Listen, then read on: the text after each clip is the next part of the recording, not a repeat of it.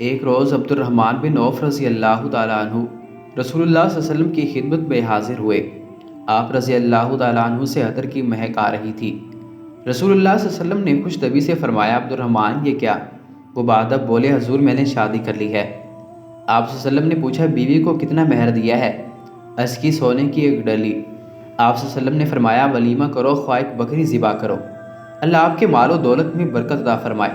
حضرت عبد الرحمن رضی اللہ تعالیٰ عنہ فرمانے لگے کہ دنیا مجھ پر فریضہ ہے، میں کوئی پتھر بھی اٹھاتا ہوں تو اس کے نیچے سے سونا چاندی ہاتھ لگتا ہے۔ ایک دن حضرت عبد الرحمن بن عوف رضی اللہ تعالیٰ عنہ کا 700 اونٹوں پر مشتمل تجارتی قافلہ مدینہ طیبہ میں داخل ہوا۔ سب اونٹیاں ساز و سامان سے لدی ہوئی تھی۔ جب یہ قافلہ وہاں پہنچا تو زمین تھر تھرانے لگی۔ حضرت عائشہ صدیقہ رضی اللہ تعالیٰ عنہ نے پوچھا، آج یہ تھر تھراہٹ کیسی ہے؟ آپ رضی اللہ تعالیٰ عنہ کو بتایا گیا کہ حضرت عبد الرحمن بن عوف رضی اللہ تعالیٰ عنہ کا 700 اونٹوں پر مشتمل تجارتی قافلہ آ رہا ہے۔ یہ سن کر حضرت عائشہ صدیقہ رضی اللہ تعالیٰ عنہ بہت خوش ہوئی اور بارگاہ الہی میں دعا کی، اے الہی جو کچھ تو نے انہیں دنیا میں دیا ہے اس میں برکت عطا فرما اور آخرت میں اس سے بڑھ کر اجر و ثواب سے نوازنا۔ پھر کہنے لگی کہ میں نے رسول اقدس صلی اللہ علیہ وسلم کو ارشاد فرماتے ہوئے سنا ہے کہ حضرت عبد الرحمن بن عوف رضی اللہ تعالیٰ عنہ جنت میں خوشی سے اچھلتے ہوئے داخل ہوگا۔ اس سے پہلے کہ تجارتی قافلہ پڑاؤ کرتا اور شخص نے حضرت عائشہ صدیقہ رضی اللہ تعالیٰ عنہ کے حوالے سے حضرت عبد الرحمن بن عوف رضی اللہ تعالیٰ عنہ کو جنت کی بشارت دی۔ جب آپ رضی اللہ تعالیٰ عنہ یہ بشارت سنی تو خوشی کی کوئی انتہا نہ رہی۔ دوڑتے ہوئے حضرت عائشہ صدیقہ رضی اللہ تعالیٰ عنہ کے پاس پہنچے اور عرض کی، اماں جان کہ آپ نے میرے لیے جنت کی بشارت کے کلمات رسول اللہ صلی اللہ علیہ وسلم کی زبان مبارک سے خود سنے ہیں؟ فرمایا کہ ہاں۔ یہ سن کر کچھ نہ پوچھے کہ ان کی خوشی کا کیا عالم تھا۔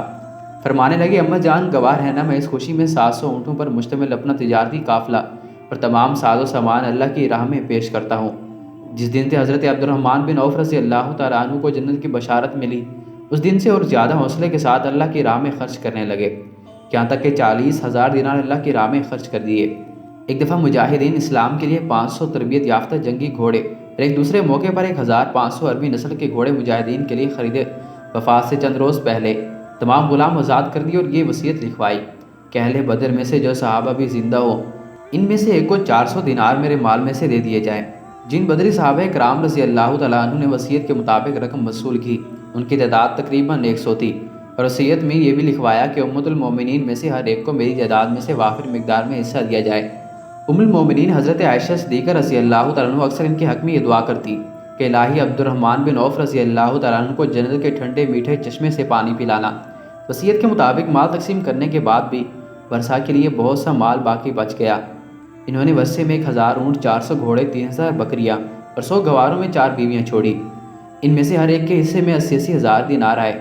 ورثہ میں سونا اور چاندی تقسیم کرنے کے لیے سونے اور چاندی کی ڈلیوری کو کلہاڑیوں سے کاٹنا پڑا، جس سے کاٹنے والے کے ہاتھ زخمی ہو گئے۔ یہ سب کچھ رسول اللہ صلی اللہ علیہ وسلم کی اس دعا کا اثر تھا جو آپ صلی اللہ علیہ وسلم نے ان کے مال میں خیر و برکت کے لیے دعا کی تھی۔ وافر مقدار میں مال و دولت سے حضرت عبد الرحمن بن عوف رضی اللہ تعالیٰ عنہ نے نہ کسی دنیاوی فتنے میں مبتلا ہوئے اور نہ ان کی ظاہری حالت میں کوئی تبدیلی پیدا ہوئی۔ جب لوگ انہیں اپنے غلاموں کے درمیان دیکھتے تو حضرت عبد الرحمن بن عوف رضی اللہ تعالیٰ عنہ غلاموں کے درمیان کوئی فرق محسوس نہیں کرتے۔ ایک روز آپ رضی اللہ تعالیٰ عنہ کی خدمت میں کھانا پیش کیا گیا۔ آپ رضی اللہ تعالیٰ عنہ کا روزہ تھا، افطار کا وقت قریب تھا۔ آپ رضی اللہ تعالیٰ عنہ نے پرتکلف کھانے کی طرف دیکھتے ہوئے فرمایا، حضرت وہاب بن عمیر رضی اللہ تعالیٰ عنہ شہید ہوئے اور مجھ سے کہیں بہتر تھے۔ ہمارے پاس کفن کے لیے صرف اتنا کپڑا تھا کہ اگر ان کا سر ڈھانپتے تو پاؤں ننگے ہو جاتے اور پاؤں ڈھانپتے تو سر ننگا ہو جاتا۔ پھر اللہ نے ہمارے لیے دنیاوی مال کی کثرت کر دی، مجھے ڈر لگتا ہے کہ کہیں دنیا ہی میں ہمیں نپٹا نہ دیا گیا ہو۔ اس کے بعد آپ رضی اللہ تعالیٰ عنہ نے زار و قطار رونا شروع کر دیا۔ حضرت عبد الرحمن بن عوف رضی اللہ تعالیٰ عنہ پر 1000 رشک قربان۔ آپ رضی اللہ تعالیٰ عنہ کو رسول اللہ صلی اللہ علیہ وسلم نے زندگی میں جنت کی بشارت دی۔ آپ رضی اللہ تعالیٰ عنہ کے جسد خاکی کو رسول اللہ صلی اللہ علیہ وسلم کے ماموں حضرت سعد بن ابی وقاص رضی اللہ تعالیٰ عنہ نے لحد میں اتارا۔ آپ رضی اللہ تعالیٰ عنہ کے نماز جنازہ میں حضرت عثمان غنی رضی اللہ تعالیٰ عنہ نے پڑھائی۔